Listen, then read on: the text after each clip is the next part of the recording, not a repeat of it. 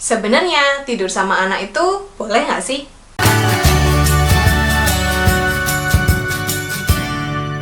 Selamat datang di Kriwil Life, ngobrolin kesehatan bareng aku, Bidan Kriwil. Hari ini kita akan ngobrolin soal tidur bersama bayi. Nah, biasanya nih kalau orang Indonesia itu biasanya kalau tidur itu jadi satu sama bayinya, sama anaknya. Karena memang merasa jadi lebih dekat, bondingnya juga lebih dapet. Tapi tahu nggak sih, menurut American Academy of Pediatrics, ternyata tidur jadi satu dengan bayi itu dapat meningkatkan resiko sudden infant death syndrome atau sindrom kematian bayi mendadak kalau misalnya dilakukan di bawah usia 1 tahun gitu. Jadi memang SIDS ini akan meningkat resikonya pada orang tua yang co-sleeping atau tidur bersama dengan anaknya ketika anaknya ini berusia di bawah 1 tahun atau lebih tepatnya lagi di bawah 4 bulan gitu. Jadi buat ibu-ibu nih atau bapak-bapak yang saat ini tidurnya memang jadi satu dengan anaknya, harap diperhatikan beberapa hal yang nanti aku akan sampaikan supaya walaupun tidur jadi satu tetapi tetap aman gitu ya. Kenapa sih kok bisa tidur bareng itu justru meningkatkan resiko kematian bayi mendadak? Bukannya kalau tidur jadi satu itu malah bagus, bisa meningkatkan bonding, kita bisa jadi lebih sering menyusui gitu ya. Itu benar. Tetapi seandainya nih tidurnya orang tuanya kayak kitiran, muter-muter, atau misalnya tidurnya tidak bisa diem gitu, atau bayinya juga tidur jadi satu dengan kakaknya yang biasanya mungkin kakaknya masih balita ini. Kalau balita itu biasanya tidurnya masih pola kalau istilah Jawanya, atau masih bergerak ke sana kemari. Nah, si bayi ini nanti rentan ketimpa, rentan ketindihan, atau misalnya karena di tempat tidur orang tuanya bantalnya gede-gede, ada guling juga. Nah, takutnya si bayi ini jadi resiko ketindihan guling, ketindihan bantal, atau kalau misalnya kasurnya terlalu empuk atau kurang firm, nanti dia jadi tenggelam di dalam kasurnya sehingga meningkatkan resiko SIDS. Dan kalau misalnya nih orang tuanya mohon maaf misalnya pecandu alkohol gitu ya, nah itu juga sangat riskan sekali seandainya tidur jadi satu dengan anak. Atau misalnya ibu atau ayah sedang mengkonsumsi obat yang bisa menimbulkan kantuk. Kan ada ya beberapa obat yang kalau dikonsumsi itu bikin ngantuk. Nah ini kalau misalnya tidur sama bayinya ini juga cukup berbahaya, karena takutnya misalnya bayinya ketindihan atau bayinya nangis kenapa-napa karena kita sedang mengkonsumsi obat yang meningkatkan rasa kantuk atau menyebabkan kantuk, akhirnya kita nggak kebangun, kita nggak sadar gitu. Jadi memang boleh nggak tidur sama bayi? Boleh, tetapi meningkatkan resiko kematian bayi mendadak. Jadi harus gimana nih biar tidurnya bisa jadi satu dengan bayi tetapi tetap aman? Simak tipsnya. Yang pertama adalah pastikan ruangannya itu nyaman, bebas asap rokok, suhunya itu juga yang nyaman, terus pertukaran udara atau sirkulasi udaranya itu cukup baik. Salah satu hal yang dikhawatirkan kalau misalnya bayi dan orang tua itu tidur dalam satu tempat tidur adalah kalau misalnya orang tuanya ini perokok. Jadi nanti di dalam kamarnya juga ada bau asap rokok atau sisa-sisa asap rokok yang tentunya ini tidak baik untuk kesehatan bayinya.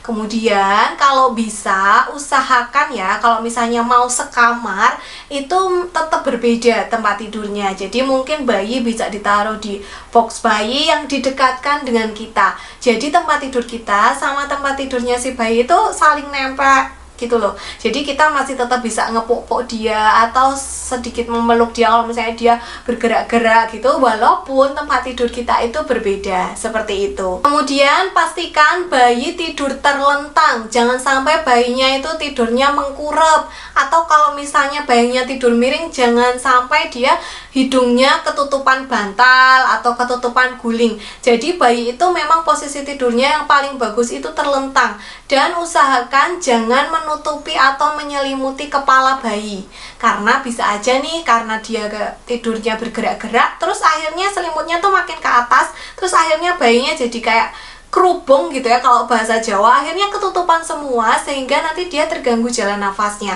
Kalau bisa itu sebaiknya memang singkirkan boneka-boneka yang tidak perlu guling-guling gitu ya. Jadi akhirnya tempat tidur bayi ini space-nya itu lebar, kasurnya juga jangan yang terlalu empuk gitu ya. Jadi kasurnya cukup yang firm aja, tidak terlalu empuk tapi juga tidak terlalu keras sehingga bayinya tidak meleset. Dan usahakan di sekitar bayi ini tidak ada benda-benda yang sekiranya bisa menutup jalan nafas bayi gitu. Jadi usahakan memang space-nya itu cukup lega walaupun misalnya dia jadi satu dengan kita tidurnya. Lalu selanjutnya kalau bisa usahakan tidurnya itu tidak usah pakai tempat tidur atau kasurnya itu ditaruh di lantai saja. Waduh Bu, kalau di lantai nanti kedinginan gitu ya. Ya kan bawahnya bisa dikasih playmat dulu yang sedikit lebih tebal, kemudian dikasih karpet dulu, kemudian baru dikasih kasur. Kenapa sih? Karena tempat tidur orang dewasa itu sampingnya tidak ada pengamannya. Berbeda dengan box bayi atau tempat tidur bayi yang biasanya sampingnya itu ada pengamannya. Kemudian rata-rata tempat tidur orang dewasa itu kan tinggi ya, nggak nemplek di tanah gitu loh. Jadi kalau ada kejadian bayinya glundung atau bayinya jatuh, itu nanti cederanya bisa cukup serius karena cukup tinggi dia jatuhnya. Berbeda kalau misalnya nih bayinya kita tidurkan di kasur yang dia kasurnya memang di bawah. Nah itu kalaupun seandainya bayinya gelundung, itu gelundungnya nggak terlalu tinggi ibu-ibu. Jadi dulu pas aku punya anak gitu ya, pas anaknya masih kecil, tidurnya juga di bawah. Karena aku ngelihat ibuku dulu pas punya anak adikku gitu ya, pas adikku masih kecil itu tidurnya juga di bawah. Bahkan sampai sekarang pun aku sama suamiku, karena kita bed sharing ya, anakku tapi udah gede, udah 5 tahun, itu bednya juga tetap di bawah. Supaya kalau misalnya dia tidurnya itu pola gitu ya, muter-muter kemana dan akhirnya gelundung, itu gelundungnya tidak terlalu tinggi. Selanjutnya usahakan jangan tidurkan bayi dengan balita lainnya. Jadi misalnya nih anak pertama kita usianya udah 2 tahun gitu ya. Nah usahakan jangan jadi satu dengan adiknya. Karena walaupun sudah di atas 1 tahun, tapi biasanya balita itu tidurnya itu ya seenak dia sendiri loh, muter-muter kemana aja gitu. Takutnya nanti dia nggak sengaja nindihin adiknya atau kena adiknya gitu, sehingga nanti bisa adiknya ketindihan, jalan nafasnya tertutup dan meningkatkan resiko SIDS tadi.